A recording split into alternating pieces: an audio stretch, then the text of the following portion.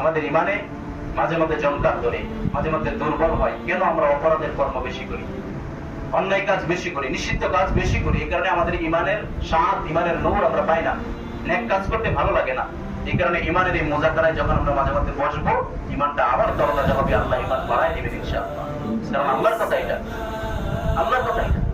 ওয়াইযা তুলিয়াত আলাইহিম আয়াতুহু যাদাতহুম ঈমানা। যখন ইমানদারের সামনে আমার আয়াত, কোরআনুল কারীমের আয়াতের বায়ান, বর্ণনা করা হয়, তাফসীর করা হয়, হাদিসের বয়ান করা হয়, তখন আল্লাহ তাআলা ইমানদারের ঈমানকে আরো বাড়াইয়া দেন। সুবহানাল্লাহ। আল্লাহ আমাদের ঈমান যতটুকু দিয়েছেন ততটুকু আরো যেন বাড়িয়ে আমরা চেষ্টা করি। সবাই আমার সাথে বলেন আমানতু বিল্লাহি। একটু জবান ছেড়ে পড়েন, ভাই রোজা রাখছি। আল্লাহ রোজা রসিলে আল্লাহ আমাদেরকে মাফ করতে পারেন। কারণ আল্লাহ নবী বলছেন, আল্লাহ তাআলা প্রতি ইফতারের সময়, প্রতি সাহরির সময় অসংখ্য পরিমাণ মাখলুককে আল্লাহ মাফ করে দেন। হাদিসে আসছে, আল্লাহ বলেন প্রতি রাত্রে এসে ডাকেন, ইয়া বাগিয়াল খাইর আকবিল, ও কল্যাণ কামনাকারী, ও দুনিয়ার যে কল্যাণ চাও, ভালো চাও, সে আসো, তুমি আমার কাছে আসো, চাও।